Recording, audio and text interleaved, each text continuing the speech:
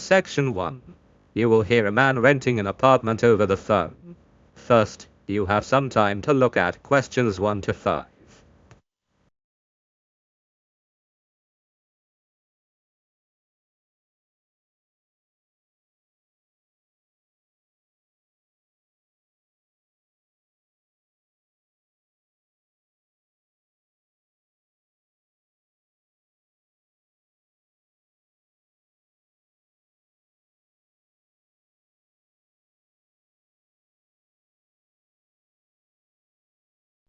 You can see that there is an example that has been done for you.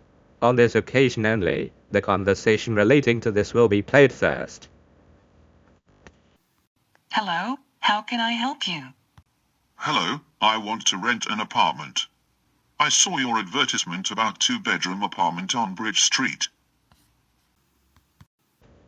The woman answers the phone. Bridge Street. So the word bridge has been written on the top of the form. Now we shall begin.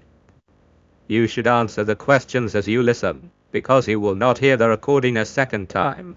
Listen carefully and answer questions 1 to 5.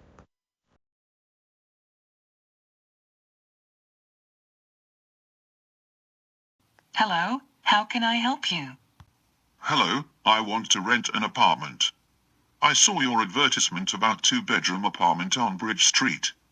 Bridge Street 32, that's it? Exactly. But I have a couple of questions. Yes, I'm listening. Does rent include all the utilities, such as gas, electricity, phone, etc.? Yes, sure. You are only responsible to pay the rent. The lease includes cost for such utilities as gas, heat, water, electricity and phone. Great. And what about the internet? Unfortunately, the internet is not connected. But you shouldn't worry about that. If you wish, you can contact the local providers to set up the connection. Okay. And what kind of public transport is near the apartment? It is very close to public transport. Both underground and bus station are about 2 blocks away. Very good. I think I'll rent this apartment. Very nice. Could you tell me your full name, please? Yes. It's John Hooper. Hooper is spelled with double O. Double O. Then P-E-R. Thank you, John. I'm Mary Dixon, and I'll be your apartment manager. Thank you.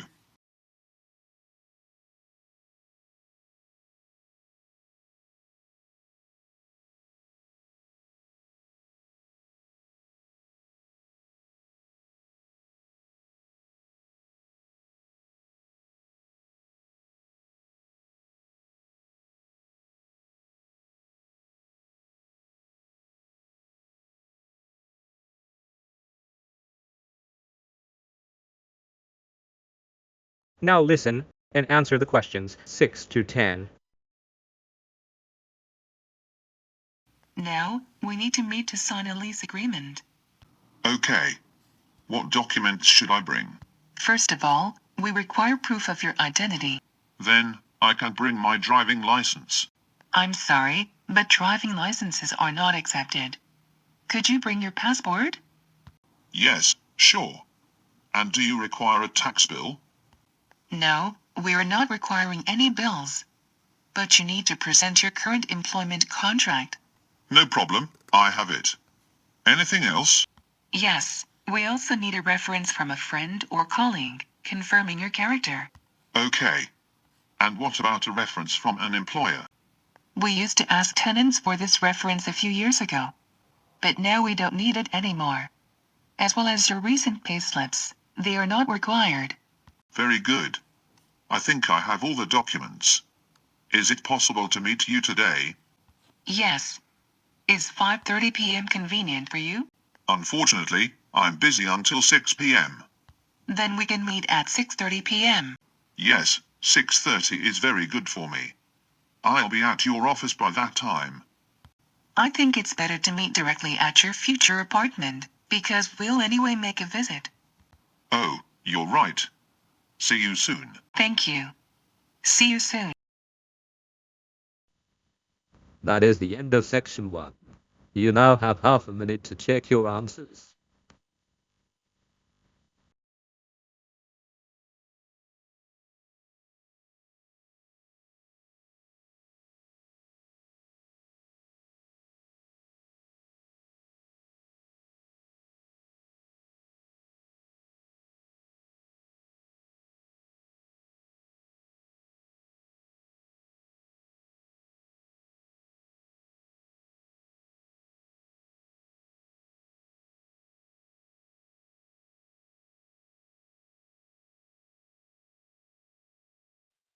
Section 2.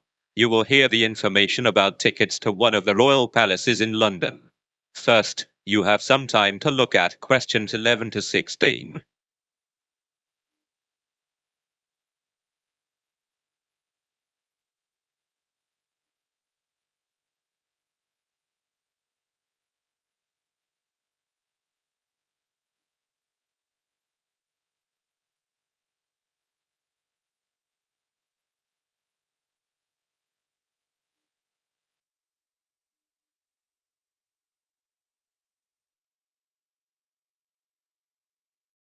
As you listen to the first part of the talk, answer questions 11 to 16. Thank you for deciding to visit historic royal palaces of the United Kingdom. Every year dozens of tourists choose to visit the Tower of London, and we have a variety of tickets to suit your own interests. If you wish to make a single visit, you can buy a single-day ticket. This ticket enables you to visit only the Tower of London. The adult ticket's cost is £24. Children between the ages of 5 and 15 pay £18, and children under 5 can visit the tower for free. For full-time students, 16 years and over, and disabled visitors we offer a reduced tariff. If you have a reduced tariff, you pay only £19. And if you're going to make a visit with your family, it's a good idea to get a family ticket. The family ticket enables you to visit the tower and one other royal palace during one day. It costs £55 and can be used by up to 2 adults and 3 children. For permanent visitors we offer an annual membership. The annual membership provides you unlimited entry to any 5 royal palaces, and costs £107 for both adults and children over 5 years.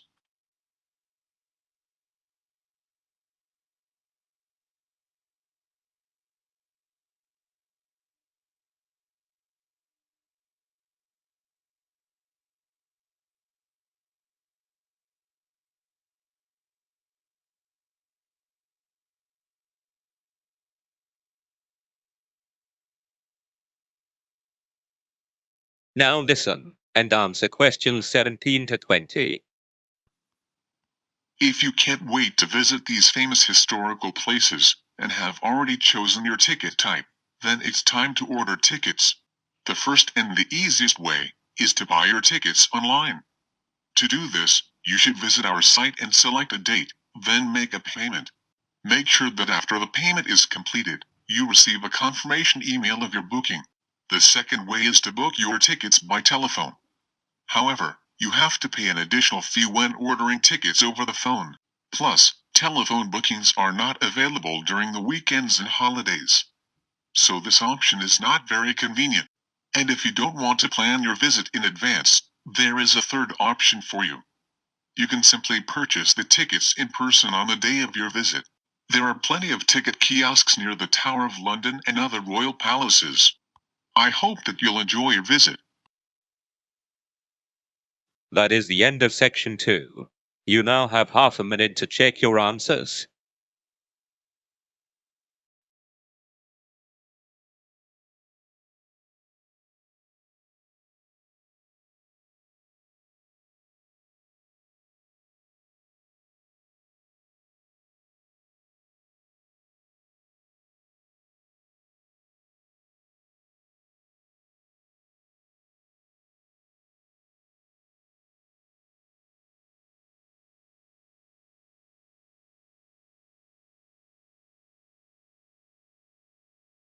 Section 3. You will hear 2 students discussing their new course.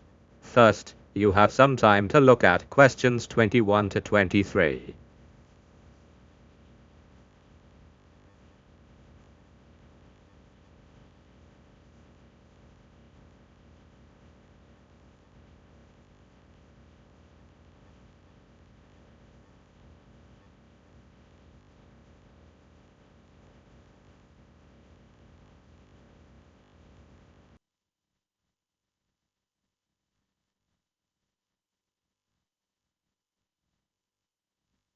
As you listen to the first part of conversation, answer the questions 21 to 23.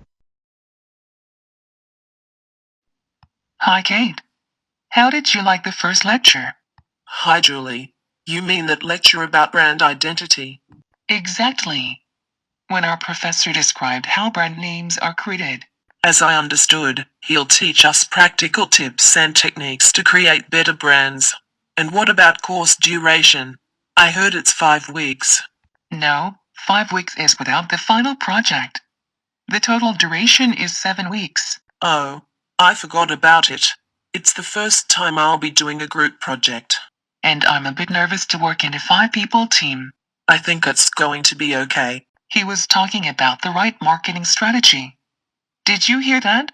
Yes, that was the most exciting part of the presentation. The key thing is to grab people's attention. That's true.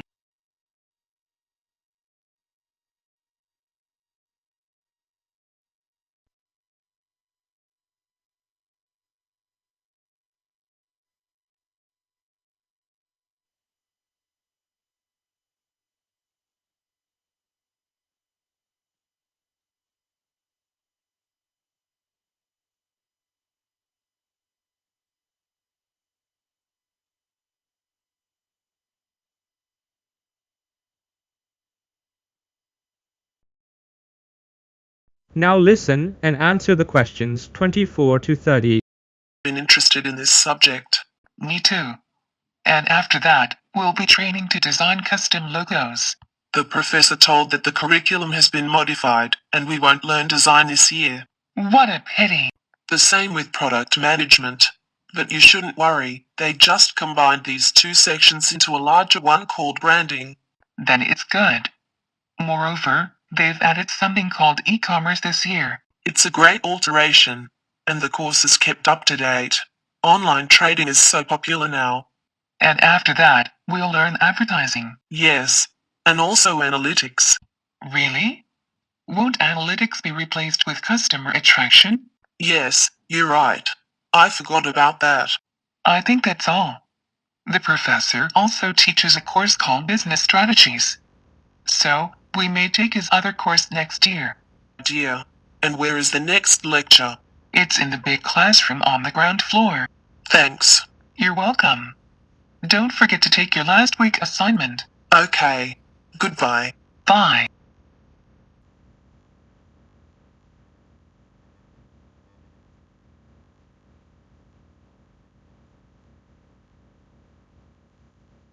That is the end of section 3. You now have half a minute to check your answers.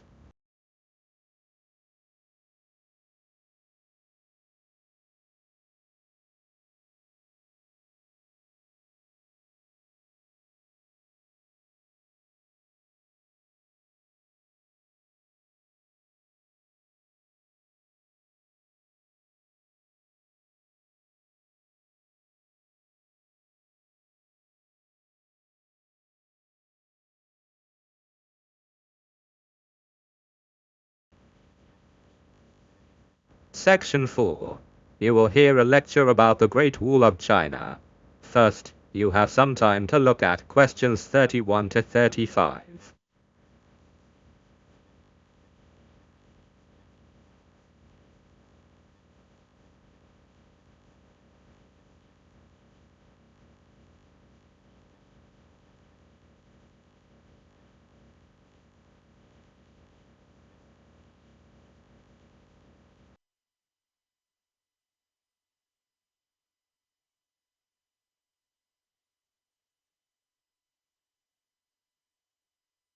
Now listen carefully and answer the questions 31 to 35. Perhaps the most recognizable symbol of China and its long and vivid history, the Great Wall of China is one of the most extensive construction projects ever completed. Somewhat ironically though, the one monument that China built to keep foreigners out is actually now the biggest tourist attraction in the country. Despite the initial purpose, the Great Wall never effectively prevented invaders from entering China. It came to function more as a psychological barrier between Chinese civilization and the world, and remains a powerful symbol of the country's enduring strength. Though the beginning of the Great Wall of China can be traced to the 3rd century BC, many of the fortifications included in the wall date from hundreds of years earlier. when China was divided into a number of individual kingdoms during the so-called Warring States period. Around 220 BC, Qin, the first emperor of a unified China, ordered that earlier fortifications between states be removed, and a number of existing walls along the northern border be joined into a single system that would extend for more than 10,000 li and protect China against attacks from the north. A li is about 1/3 of a mile, and that's where the monument's name came from. The original name for the Great Wall is Long Wall of 10,000 li, or simply the Long Wall. Though the wall is quite inspiring, it was never called the Great Wall in Chinese, and only foreign mistranslation with romantic overtones referred to it as Great or Big Wall. With the death of Qin and the fall of his dynasty, much of the Great Wall fell into disrepair. Much later, a series of frontier tribes seized control in northern China. The most powerful of these was the Northern Wei dynasty, which repaired and extended the existing wall in 390 AD to defend against attacks from other tribes. Despite its long history, the Great Wall of China as it exists today was constructed mainly during the mighty Ming dynasty, from 1368 to 1644. Under the strong hand of the Ming rulers, Chinese culture flourished, and the period saw an immense amount of construction in addition to the Great Wall, including bridges, temples, and pagodas.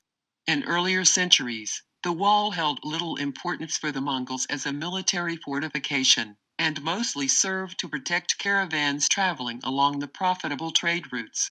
But during the Ming dynasty, the Great Wall was considered vital to the defense of the country.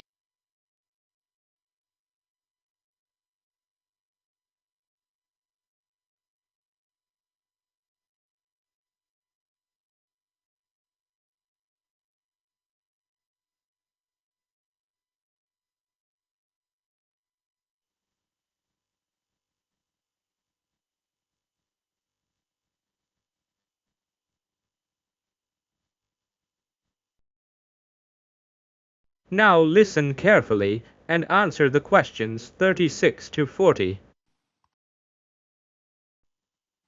Before the use of bricks, the Great Wall was mainly built from stones, wood, and rammed earth. However, during the Ming dynasty, bricks were heavily used in many areas of the wall. The size and weight of the bricks made them easier to work with than earth and stone, so construction quickened. Additionally, bricks could bear more weight and endure better than earth and wood. But many western sections of the wall are constructed from mud, and thus are more susceptible to erosion. That's why in many locations the Great Wall is in disrepair. A report by the State Administration of Cultural Heritage states that almost a fifth of the wall has totally vanished. In places, the height of the wall has been reduced from more than 5 meters to less than 2 meters.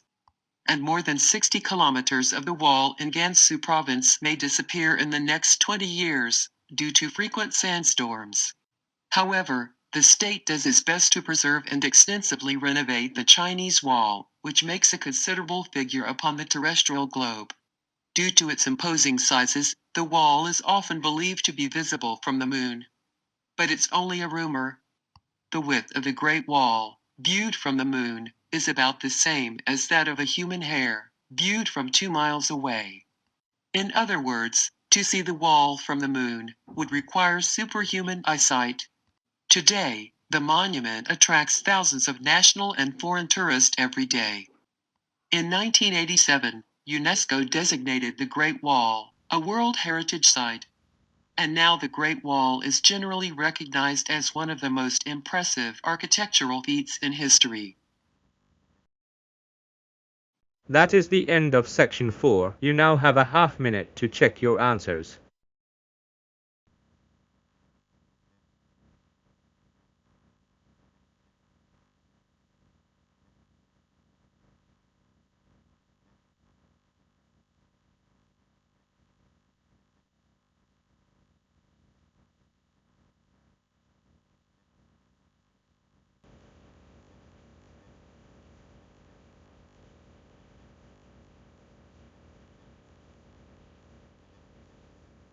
You will now have 10 minutes to transfer your answers to the listening answer sheet.